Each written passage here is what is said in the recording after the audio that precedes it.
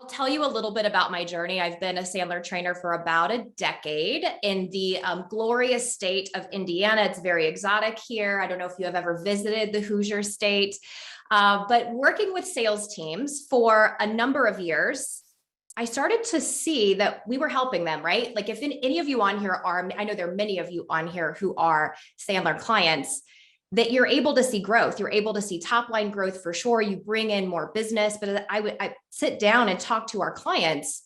We would kind of look at overall growth. And I'd say, this is great that you're bringing in new peeps. This is great that you're able to even cross-sell and upsell in various areas. Tell me how your operations team, your service team, your client success team, tell me what retention looks like from there. And then on top of that, tell me, how do sales and those departments get along?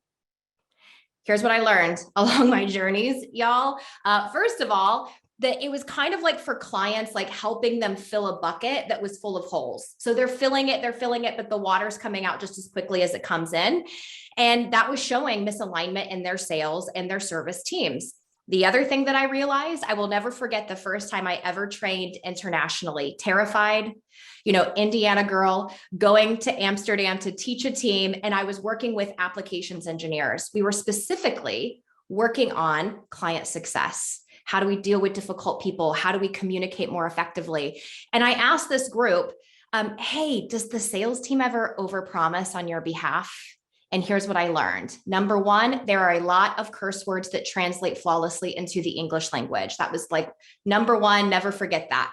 Number two, I learned that sales and service butt heads in almost every industry, every size of organization, and every language. So if this feels familiar to you, can I just see some yes, amen, no cap, hallelujah, whatever your jam is, if you have felt some tension between sales and service. So we're going to walk through in our time today, what is it that are common experiences? And if you're experiencing these already, I hope you know you're not alone. We're going to talk about some ways that we can kind of measure where it is that we fall into that, misalignment. And then what the heck can we do about it? What can we do about it as an individual? What can we do about it within our department? What can we do about it as an organization? And I'd love to just hear along the way, any of your specific thoughts of what you tend to hear. I'll tell you, if I were to quote what I've heard most often, no matter if this is a multi-billion-dollar organization that I've had a chance to work with, or if this is, like little entrepreneur, handful of employees, here's what I hear from the service team. You know what sales does, Amy? Sales overpromises on our behalf. They overpromise timelines. They overpromise delivery. And then you know what happens? We look like the bad people. We're the ones who have to say, sorry, can't do that. Sorry, gonna be delayed. Sorry. And so they feel kind of frustrated that sales has unintentionally set them up for failure. Now, not all the time, but at times that can happen. I don't know if this sounds familiar to you or not. And then let me flip it to sales teams. Here's some version of what I hear from sales teams. That service team, Aim, they like to blame everything on everyone else. Every task is impossible. Like if they would just be more resourceful, more of a team player, our clients would be more happy. If this sounds familiar to you, again, hand raises, high fives, etc. Some version of this you may have experienced in your life. Here's what we know for sure at Sandler. We know that client success, retaining your clients, growth, profitability, continued growth beyond marketplace change, continued growth beyond talent challenges. If we want to retain the people we're having, all of this is an important conversation. The client success is a relay marathon, and your clients are only as happy as that last handoff. So consider for yourself right now, consider your department, consider, how things are showing up for you, what you experience day to day. Are handoffs solid? Where it's like from sales, hey, our service, our operations, the next team that's helping us execute, they know exactly what's happening. They know when it's happening, why it's happening. They're in the loop of the client's expectations and how we move forward from here. And therefore that handoff is rock solid. Or is it some version of, Well, I'm really busy moving on to the next. So I threw that bad boy over my shoulder and I'm really hoping somebody was able to catch it. If it's some sort of like shaky handoff, I do believe, and I will repeat this several times, I do believe we are all well-intentioned, but we can be poorly behaved, myself included, right? I think this is human nature for all of us that this can happen for us. And so I want to kind of start off with, where the heck does it start? Where is the root of this beginning? And here's what I've been able to see in organizations just, coming in. First off, I want to talk and sort of giggle at my own like naivete going into organizations, because I was so excited to come teach our customer care, our client success program that we have at Sandler and really help bridge that gap. And here's what I thought. I'm going to go into these companies. I'm going to teach them all of these great things, these attitudes, these behaviors, these techniques we've taught on the sales side, but I get to teach this organization how to apply it. I can't wait to help them retain their clients. Let me tell you why that was stupid. Okay. The reason that was not the smartest thing is, were we going to do that? Absolutely. But you know what the first issue was? Internally, they did not treat each other as customers. Internally, they saw each other as roadblocks and barriers to getting what they wanted. They did not treat each other as customers. And everybody would put on their brave, amazing face for their client. They would be willing to go out of their way most of the time to make sure the client was happy, but it was finger pointing and blame city internally. And so I started to see like, oh gosh, if we can't get the inside team to close those gaps and work as true team members, then it doesn't matter how brave of a face we put on for our clients. They're going to feel it somehow, some way. Client success is only as successful as those handoffs. And it's only as successful as how we choose to treat and communicate with one another every single day. Now, I know I'm preaching to the choir on here. Many of you are like, yes, Amy, I get it. Like I'm bought in. I understand this. You know what else I understood or started to find out? And I think this is where my love for meditation has come in, personal love, right? Is that most of us aren't all that great at communicating with ourselves, and we make everybody else responsible for it. And here's why that is important when it comes to aligning sales and service. That if we are not good at self-regulating or sort of owning or coaching ourselves through, what we do is we tend to project problems where they do not exist. All problems begin at the root of perception. So whatever you're frustrated about, whether you're on the sales side or the service side, we block ourselves from being able to effectively problem solve when we double down on our perception. When we double down on the aspect of like, no, they were wrong, they dropped the ball, they did this, they did that. One of my favorite authors on this subject of internal drama is a woman named Cy Wakeman. And she has this brilliant acronym that she uses of people driving their BMWs around. And BMW stands for, well, the first word is an expletive. I probably can't use it, but you could use your imagination. The other two are moaning and whining. So essentially, a lot of complaining, people just want to be heard, but there's little solution that's happening. So in order to close this gap, what we've got to do is really be able to break that down. Look at on the individual level, if we are tolerating the constant complaining without advocating change, then we as the individual or the leader who's taking that on, we're part of the problem. If we as a department tend to back the narrative of the individual, that's added drama on top of the reality. And let me tell you what I mean by that. Added drama on top of the reality. I'm going to use a Cy quote here. I had a chance to interview her for my podcast, and she used this example. She said, Amy, you know how people throw extra like drama, into things that happen at work? She said, I do this too. I was driving down the highway not long ago, and some car, got over into my lane and left more room or less room than I would prefer between their vehicle and mine. She said, that's the reality of what happened. But do you know what extra little narrative and drama I added on to it? Some jerk in a pickup truck who's clearly a male chauvinist, got over into my lane because he thinks he owns the road. He darn near hit my car and knocked my bumper off. And this jerk, and who does he think he is? At the individual level, if at a departmental level, if we're only reconfirming the additional drama that the individual brings in, we cannot get to alignment. Now, it's important to advocate the reality, not the emotion that comes with it. So now let's look at the company level. At the organizational level, I think sometimes organizationally it's ignored, and not because they want to or it's intentional, but because we're also guilty of short-term thinking. We're guilty of short-term problem solving. And so what we do is we just put out fire after fire after fire without really finding out the pattern of which it is created.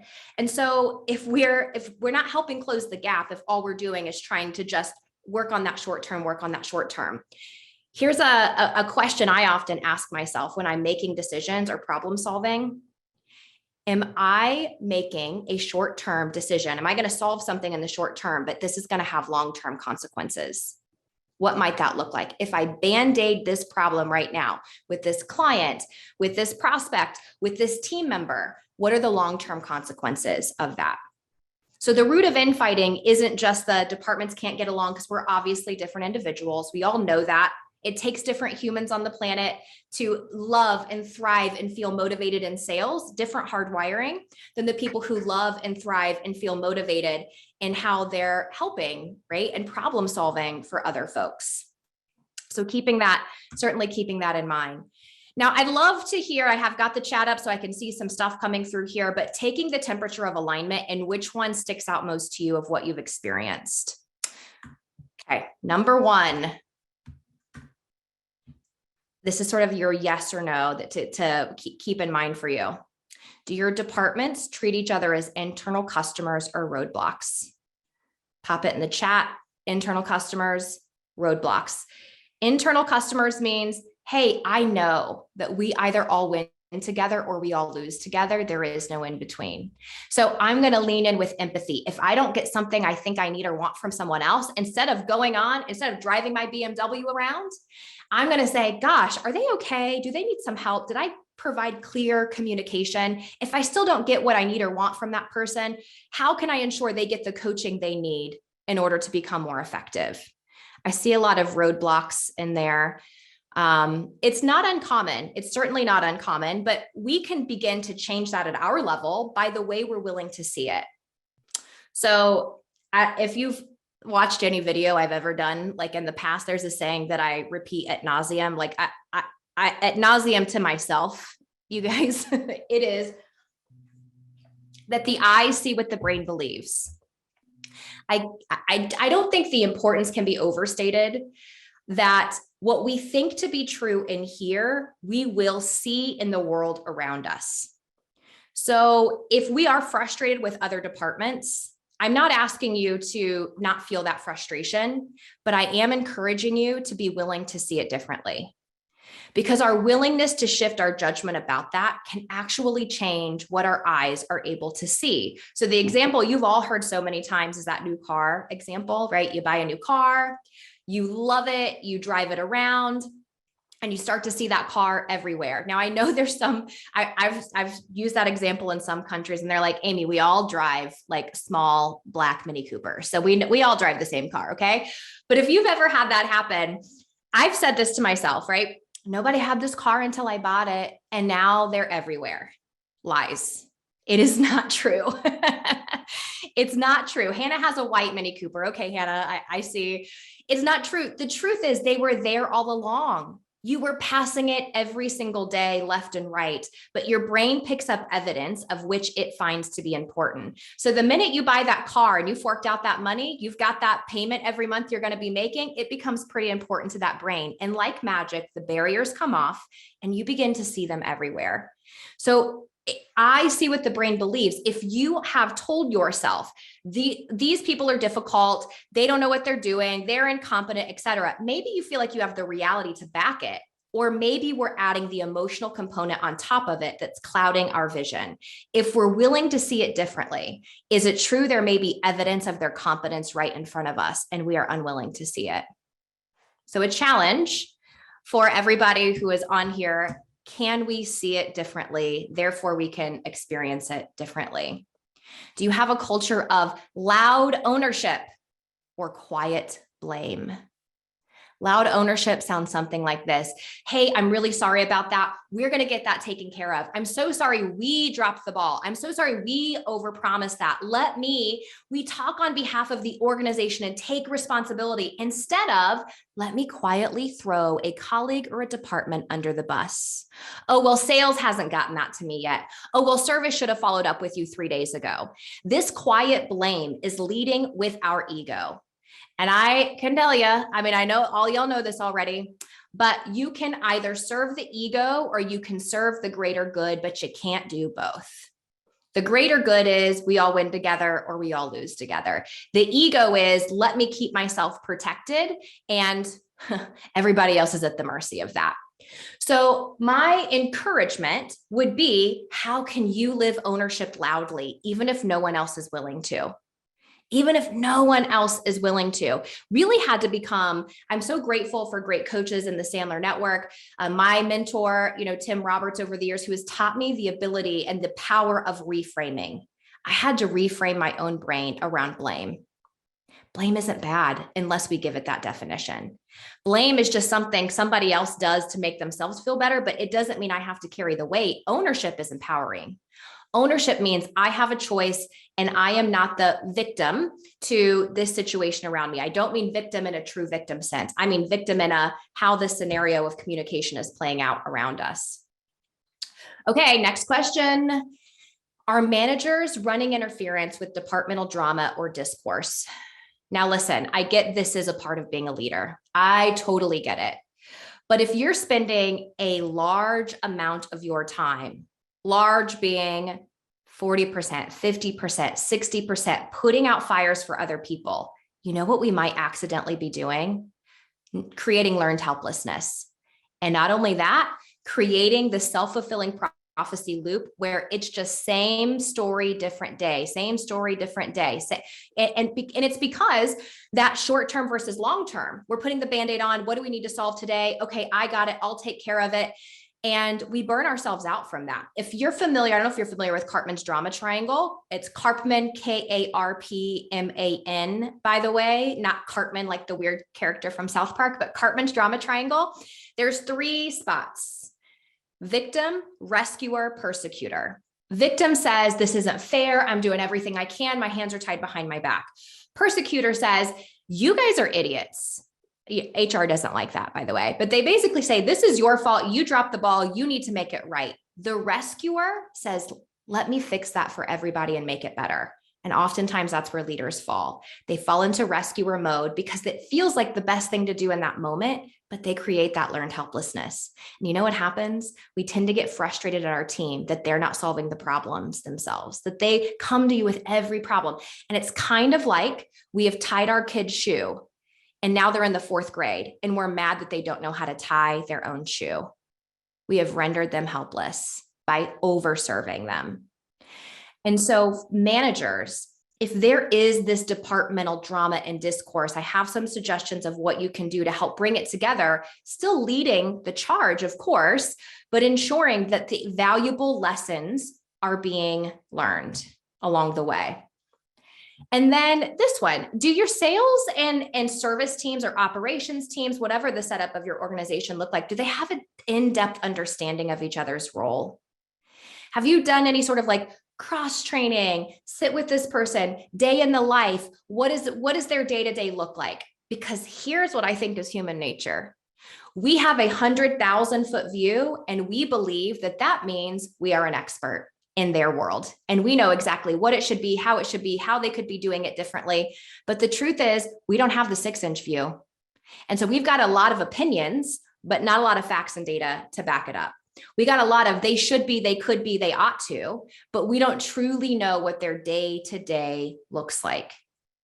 So again, reflection, on this of what gaps of understanding do I have? Where could I have a better knowledge of what it looks like for this person in their day-to-day? When I make these decisions, how does that change their entire day and what they're able to do effectively? And encouragement to you all, because it's always nice to sit on these things and learn from some amazing people, John Rosso, Mattson, there's been some great talks today. But what's something that you could take from it here? So 1, 2, 3, or 4, which one feels like it's the biggest challenge for you? Which one feels like it's the biggest challenge? Love to see those answers coming through. 1, 2, 3, or 4. I'm sure it's going to be several of them. I've seen some 1s, some 2s, some 4s. I haven't seen 3s yet. I don't think so. If they have, oh, there's a 3. Okay. You guys are on it. Way to be interactive. I think that meditation probably really helped re-energize. Thank you, Sophia, for that. All right. Here's a rule in Sandler. Clients, you will see this as familiar. If you are unfamiliar with this, no mutual mystification means how do we ensure that we're getting rid of the wishy-washy words that we use to communicate both to our clients and to ourselves. And wishy-washy words, I'll tell you one that is probably, one of the biggest ones specifically in customer care are terms of time, like ASAP. So if you're in sales, you talk to a customer says, hey, I really need you to help me get this a little bit faster. We have to have it ASAP. And then we go running to customer care, or operations, or shipping, or whatever the setup is. And we say, oh my gosh, this customer has to have this ASAP. But what we didn't do was ask them better clarifying questions to find out what the heck does ASAP mean to you. So we're operating off of our own definition, creating fires. We think we're doing the right thing, creating fires where they may not need to exist, where if we ask the right question, the client might say, I actually don't need it by tomorrow, like later next week is fine. No mutual mystification means creating that alignment. Are we speaking the same language? And so that moves us to what the heck can we do from here? Okay, so creating alignment, some suggestions here. Number 1, you've heard it said before, and I promise we didn't all get together and decide we were going to put this your way. I think we all just know how important this is. Common language, common language, common language. If we don't have this common language or common methodology, can I tell you what tends to happen? We demonize the person instead of helping perfect the process. And what we're doing is missing the opportunity to learn how to get better as a whole, because it's so much easier just to say, well, they're the ones that suck, rather than maybe we're not collectively speaking the same language internally. So common language, very important. Encourage personal ownership and advocation for yourself and for other people. I think we can really coach people to this. And it might sound like this, what would you do differently? What lessons did you learn? If you knew that that person or that department was operating the best that they knew how might you see this differently? If you knew, now this is going to sound soft, y'all, but I think it's an important one. If you knew your goodness and worthiness were not up for debate in this scenario, how might you see it differently? We often avoid ownership because we're afraid of what it means about us if we take it on. We're afraid it means I'm incompetent, I'm terrible at my job, I'm going to get in trouble, somebody's going to use it against me, retribution will happen. We need to create a safe space where they know that making a mistake is just learning, right? Taking this ownership on at the individual level, the departmental level, and then encouraged at the organizational level. Okay, advocation. This is where instead of hearing somebody complain with all their extra emotional stuff on that doesn't allow us to be good problem solvers, instead we allow them to advocate. And we might ask questions like, is this a temporary challenge or is this a process issue? That's a good, helpful distinction. Is this a temporary challenge or a process issue? Is this a temporary challenge or a personal preference, right? Their advocation is important. We want them to know that we're willing to hear it and do something about it. But we need to know, like, okay, do we need to solve a process or is this just your perception challenge along the way? Both departments, here is a best practice, both for one another and for your client. Manage expectations early and often. Misalignment happens because we have different ideas or stories about what good looks like. How can you align what that looks like, manage expectations, and ensure everyone is on the same page together? Having a common language allows you to do things like that. But often if you were to go through an exercise like this, the post-fire analysis, you'll find that the fires often start because there was lack of expectation understanding and expectation management. So post-fire analysis, this is really fun to go into organizations and help them bring to life. It is where you get your sales and service teams or sales and ops teams. And depending on the size of your organization, if you're all in one building, this could be a weekly, bi-weekly, once a month meeting that you have. If you're a giant organization, you could just start with, what area do you work in most often? Is there a counterpart that you could have this meeting with? But post-fire analysis does this. What are all of the fires I had to put out in sales, you had to put out in operations or service, client success, et cetera, with a client? What were they? Let's list them out and let's see if we can find commonalities. Where do we think this started? And it requires us all to put our ego aside and say, we're not pointing fingers. We're merely learning how to get better at the process. And by doing that, we can begin to see the root of where it starts and see how we can solve things in the long term rather than band-aid in the short term and have that self-fulfilling prophecy, same thing over again, same thing over again. So having these meetings, super important. Leaders have them.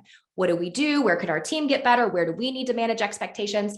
One of the things additional that I'll throw on here, are you getting your service teams involved when in closing the deal or in the conversation with the prospect or client?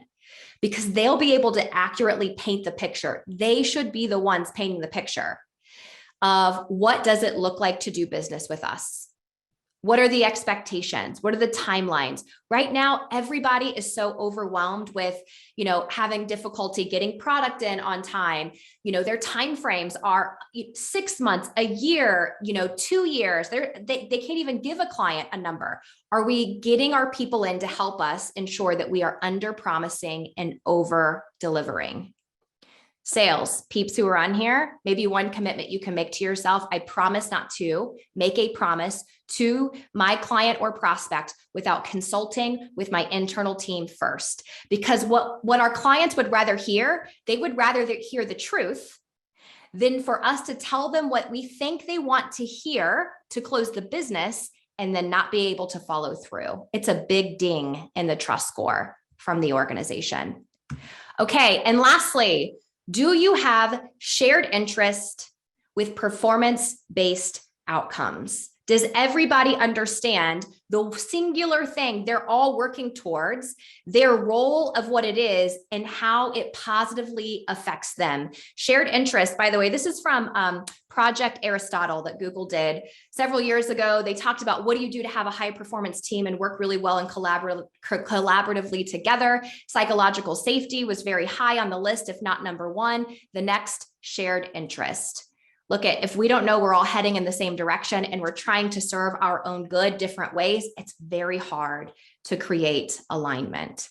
So my hope for you all is you felt seen, heard, and understood, that some of these things spoke to you, and that there's one thing that you can take away either on an individual, departmental, or a company level to make shift happens. None of this stuff works if you don't use it.